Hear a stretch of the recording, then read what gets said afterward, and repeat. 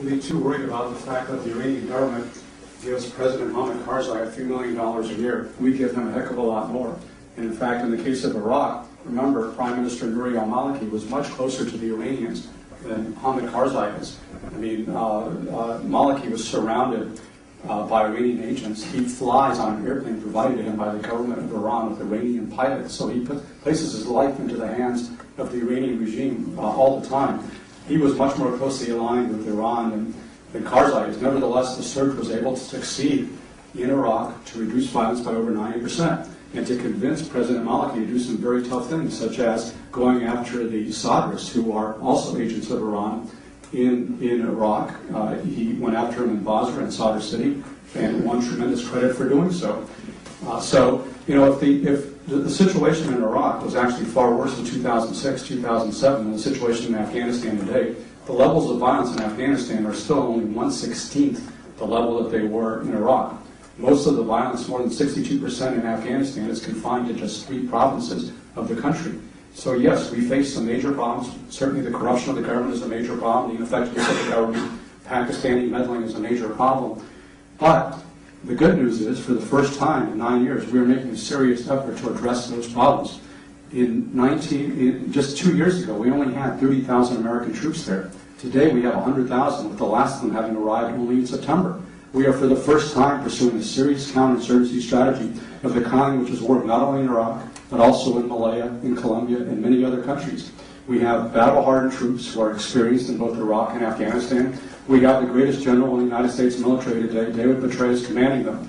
I think they're excellent. And what we also have, and the most important asset on our side, is we have the goodwill of the people of Afghanistan. They have tried Taliban rule, and they didn't like it.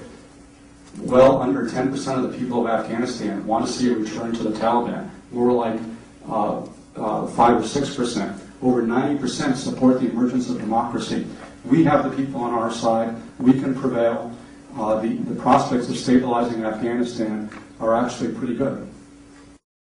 Well, I agree that strategic considerations ought to be paramount in the conduct of American foreign policy. I wasn't advocating a massive military intervention in Congo or Darfur. I think there are certainly things that we should do to deal with humanitarian disasters, not necessarily committing American combat power, but I think the most compelling case for American military action is when our ideals and our interests are congruent, as they were, for example, in World War II, when we were fighting the Japanese militarists and the Italian fascists, the German Nazis. So they were an affront both to our morals and to our strategic interests. Likewise, today, I believe that defeating groups like Al-Qaeda and the Taliban are in very much the same sort of equation. They are an affront to our morals because they are monsters who will oppress their own people and commit terrible atrocities.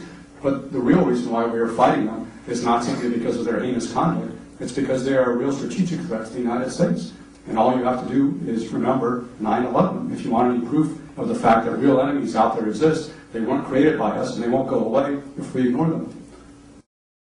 Well, I'm not terribly offended by the fact that we have a professional, all-volunteer fighting force in this country.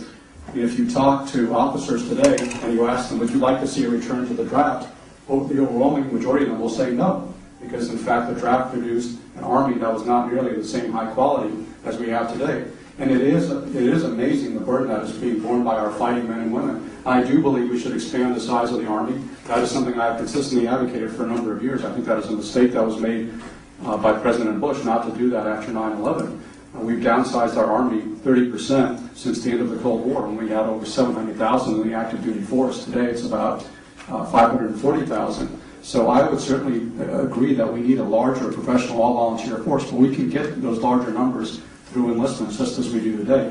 I'm not sure what we would do if we instituted this draft that Andy is talking about. Did I say draft? No. Okay.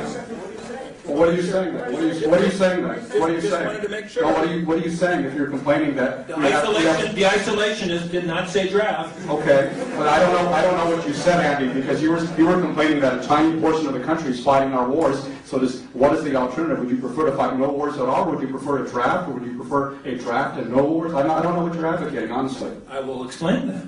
Go right ahead. What I'm advocating is citizens who are sufficiently involved in the life of their country, that they will care that 0.5% of your fellows, virtually none of whom go to Amherst College, of course, are bearing this burden. Once you decide to care what you do, I don't care. Whether you decide to enlist, whether you decide to protest, whether you decide to advocate conscription. What I'm arguing is that a problem of our democracy is that you don't care.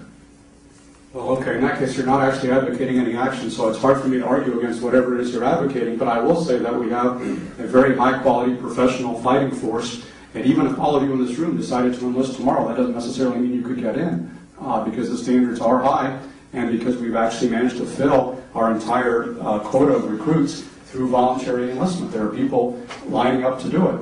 I think, as I said, we need a larger force. That doesn't mean we should go to an alternative, or that we should suddenly run up the white flag in Afghanistan because we don't have a massive conscript 20 million man army to fight there.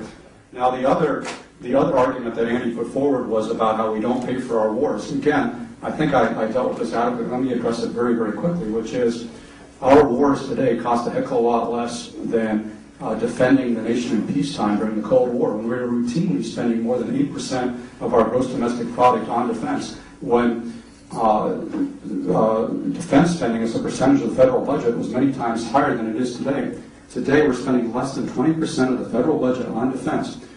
3 social spending programs, Medicaid, Medicare, and Social Security together comprise over 35% of the federal budget, and that number will grow dramatically in years to come as more baby boomers retire, and as, oh, by the way, we have a new entitlement program in the healthcare that was just passed by Congress. So if you're worried about the fiscal solvency of this country, and I am, we have to do something about entitlements. Even if you eliminated the Department of Defense and replaced it with the Department of setting a good example, we would still not eliminate the budget deficit. We would not get our fiscal house in order.